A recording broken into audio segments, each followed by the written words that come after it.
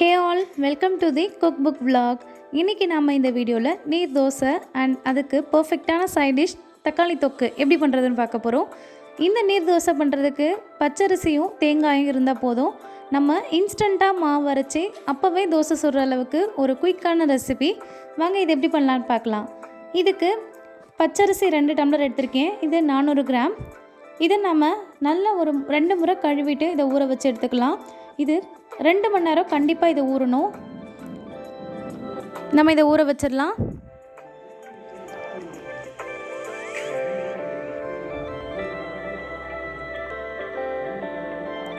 இது ஊறட்டும். இப்போ நம்ம தக்காளி தொக்குக்கு தேவையான வெங்காயம் தக்காளி கட் பண்ணி எடுத்துக்கலாம். 3 வெங்காயத்துக்கு 4 தக்காளி சரியாக இருக்கும். இப்போ நம்ம இதை கட் பண்ணி எடுத்துக்கலாம். வெங்காயம் தக்காளி ரெண்டுத்தையுமே நல்லா பொடியாக நறுக்கி எடுத்துக்கோங்க.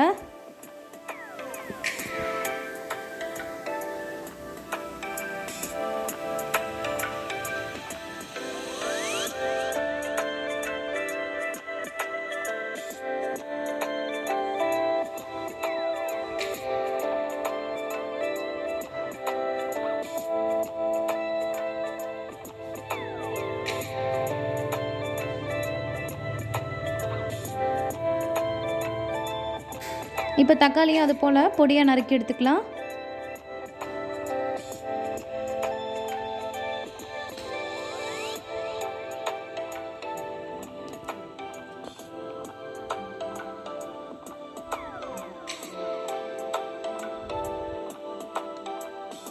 தக்காளி கட் பண்ணதுக்கப்புறம் இந்த தொக்குக்கு தேவையான கொத்தமல்லியும் நம்ம பொடியாக நறுக்கி எடுத்துக்கலாம். இப்போ ஒரு பேனில் 4 குழிக்கரண்டி எண்ணெய் சேர்த்துக்கோங்க.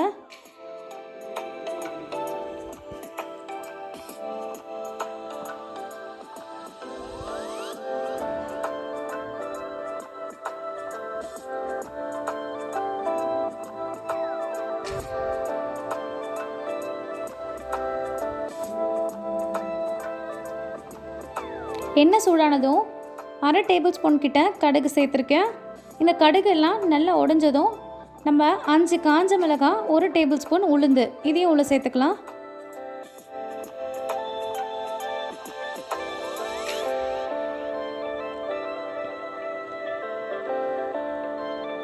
சேர்த்ததும் ஒரு முறை கலந்து விட்டுக்கோங்க. இந்த உளுந்தோடைய கலர் லைட்டாக நிறம் மாறினதும் நம்ம பொடியை நறுக்கி வச்சுருக்கக்கூடிய வெங்காயத்தை உள்ளே சேர்த்துடலாம்.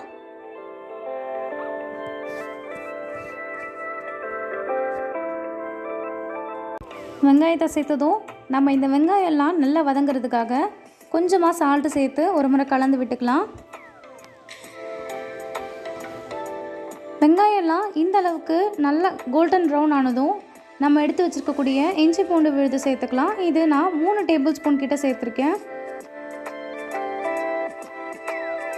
இந்த இஞ்சி பூண்டு விழுதும் இந்த அளவுக்கு நல்லா வதங்கினதும் நம்ம தக்காளி சேர்த்துடலாம்.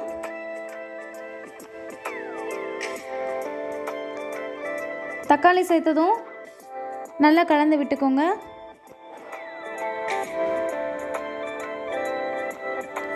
ஸ்டவ்வை மீடியம் ஃப்ளேம்லேயே வச்சு வதக்கிக்கோங்க.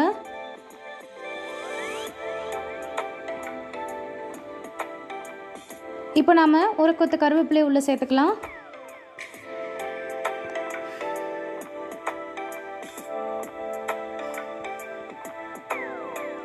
சேர்த்ததும் தக்காளியெல்லாம் நல்லா குக் ஆகிற மாதிரி வதக்கி எடுத்துக்கோங்க. இப்போ பாருங்கள், வெங்காயம் தக்காளி நம்ம போட்ட கருவேப்பிலை எல்லாமே நல்லா இந்த எண்ணெயில் குக் ஆகி வந்திருக்கு. இப்போ இந்த ஸ்டேஜில் நம்ம 1/4 டேபிள் ஸ்பூன் மஞ்சள்தூள் சேர்த்துக்கலாம்.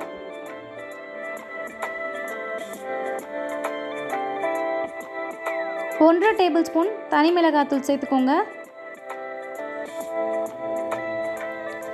அடுத்ததாக 2 டேபிள் ஸ்பூன் குழம்புக்காக அரைச்சி வச்சுருக்கக்கூடிய மிளகாத்தூள் சேர்த்துக்கோங்க. உங்கள் வீட்டில் நீங்கள் எந்த மிளகாத்தூள் சமையலுக்கு பயன்படுத்துகிறீங்களோ அதை உங்கள் காரத்துக்கு தகுந்த மாதிரி சேர்த்துக்கோங்க. இப்போது இந்த மிளகாத்தூள் எல்லாம் ஒரு நிமிஷம் வதங்கினதும் நம்ம தேவையான அளவு உப்பு சேர்த்துக்கலாம்.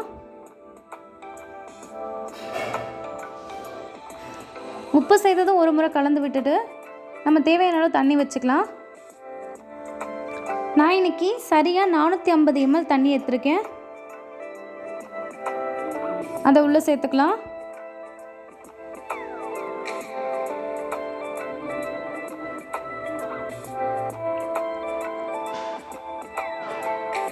தண்ணி சேர்த்ததும் உப்பு காரம் சரி பார்த்து குறைவாக இருந்தால் சேர்த்துக்கோங்க.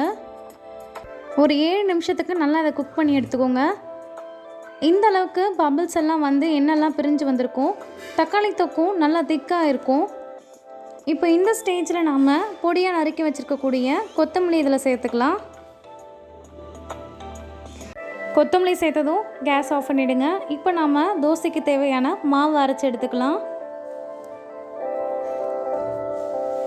அரிசி நல்லா ஊறிடுச்சு. இப்போ நம்ம மாவு ரெடி பண்ணிடலாம்.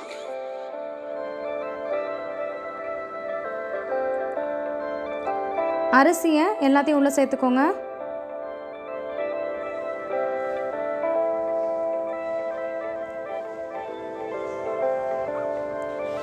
அரிசி சேர்த்ததும் 1 கப்பு துருவின தேங்காய் சேர்த்துக்கோங்க.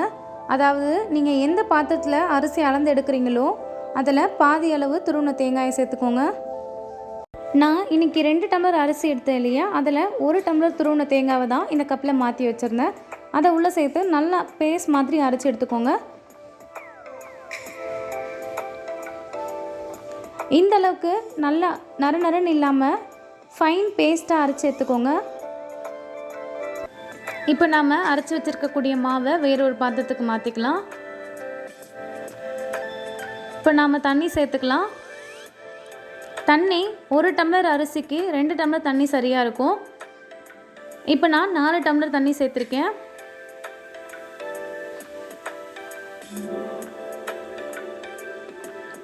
இந்த தோசையோட பேருக்கு ஏற்ற மாதிரி இந்த மாவோடைய பக்குவமும் நல்ல நீர் போல தான் இருக்கணும். நல்லா தண்ணி சேர்த்து கட்டிலாமல் நல்லா கலந்து விட்டுக்கோங்க.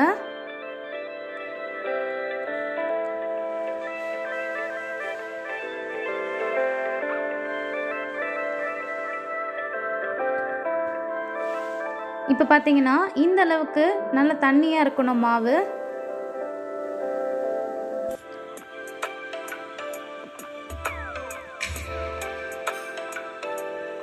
மாவை இந்த அளவுக்கு கலந்து விட்டதும்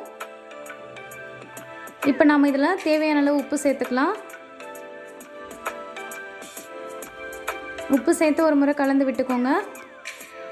இப்போ நாம் இதை தோசை ஊற்றி எடுக்கிறதுக்காக பேன் இல்லைனா தவா இல்லை ஆப்பக்கடாயை கூட பயன்படுத்தி தோசை சுட்டு எடுத்துக்கலாம். நம்ம ரெகுலராக இட்லி தோசைக்கு மாவு அரைச்சி புளிக்க வச்சு செய்கிற மாதிரி இந்த மாவை நம்ம அப்படி செய்யணும்னு அவசியம் இல்லை. இன்ஸ்டண்ட்டாக அரைச்சி இந்த தோசையை பண்ணிடலாம். தோசை ஊற்றினதும் கரண்டி எதுவும் பயன்படுத்தி எடுக்காமல் நம்ம கையாலேயே இதை எடுத்துடலாம். அந்தளவுக்கு இந்த ஓரங்கள்லாம் பிரிஞ்சு வரும்.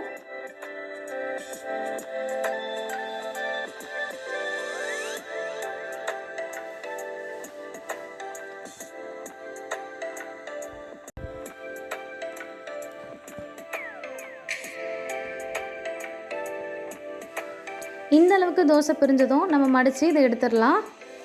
அவ்வளோதான், நம்ம இதை சர்வ் பண்ணிடலாம். இது போல் எல்லா மாவையும் தோசை ஊற்றி எடுத்துக்கோங்க.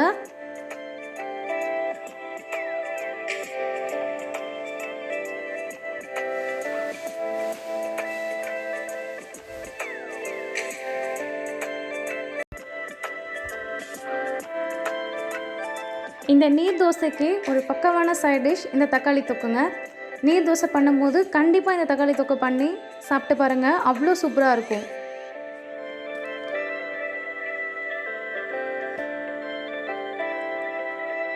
அவ்வளோதான், நம்மளுடைய நீர் தோசை அண்ட் தக்காளி தொக்கு சூப்பராக ரெடி ஆயிடுச்சு. வாங்க எப்படி இருக்குன்னு சாப்பிட்டு பார்க்கலாம். இந்த தோசை ரொம்பவே சாஃப்டாக இருக்கும். ஏன்னா நம்ம தேங்காய் பூ போட்டு பண்ணுறதுனால இது அவ்வளோ சாஃப்டாக இருக்கும். இந்த தோசையை இப்படி எடுத்து தக்காளி தொக்கில் தொட்டு சாப்பிட்டு பார்க்கும்போது அவ்வளோ சூப்பராக இருந்துச்சுங்க. கண்டிப்பாக ட்ரை பண்ணி பாருங்கள். வீடியோ பிடிச்சிருந்தா லைக் பண்ணுங்கள், ஷேர் பண்ணுங்கள் அண்ட் சப்ஸ்கிரைப் பண்ணுங்கள். தேங்க்யூ ஃபார் வாட்சிங்.